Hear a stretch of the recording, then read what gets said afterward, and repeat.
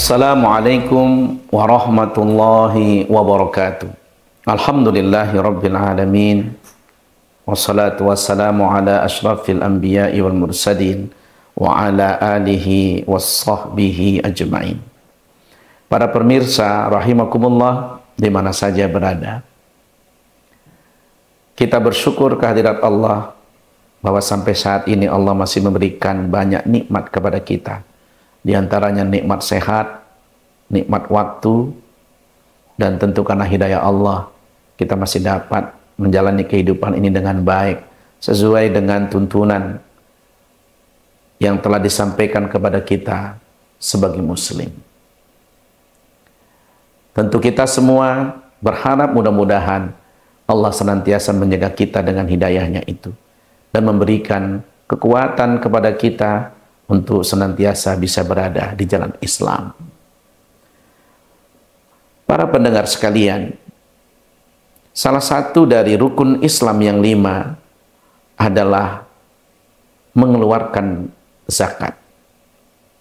Zakat sebagai salah satu kewajiban bagi setiap orang-orang Islam yang hartanya telah sampai pada nisab, merupakan sebuah kewajiban yang harus ditunaikan dan dimasukkan ke dalam rukun Islam sebagai tanda bahwa zakat adalah sesuatu yang penting yang tidak bisa dipisahkan dari identitas keislaman seseorang.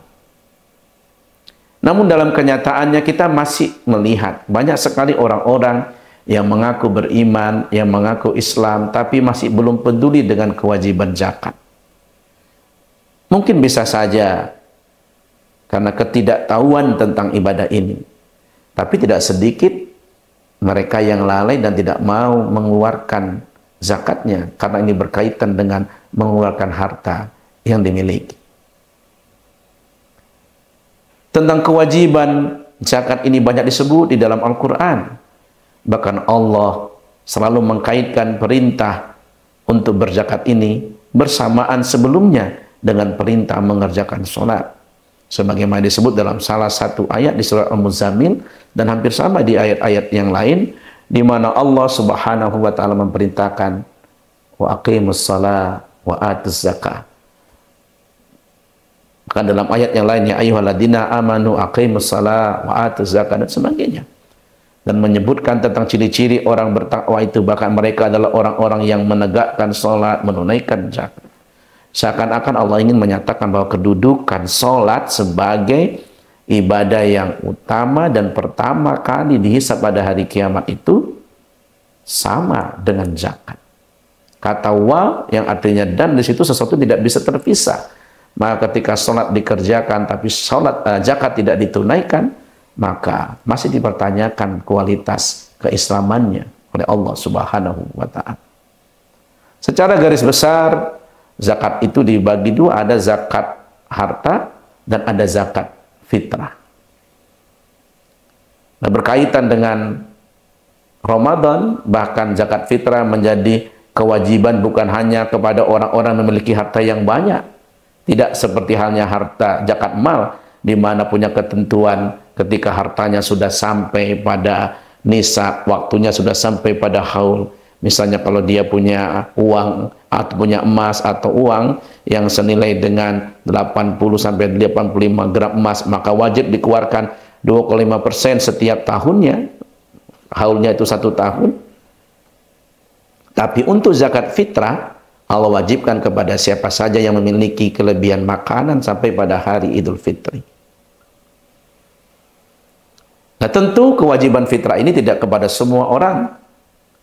Karena Allah mensyaratkan bahwa kewajiban zakat harta bagi mereka yang hartanya yang banyaknya sudah sampai dan waktunya juga sudah sampai setahun. Tapi khusus untuk zakat fitrah yang mendampingi ibadah puasa, menurut sejarah zakat fitrah bahkan lebih dulu diwajibkan, disyariatkan Allah sebelum turun kewajiban berpuasa. Maka fitrah adalah bagian dari ibadah untuk menyempurnakan puasa kita.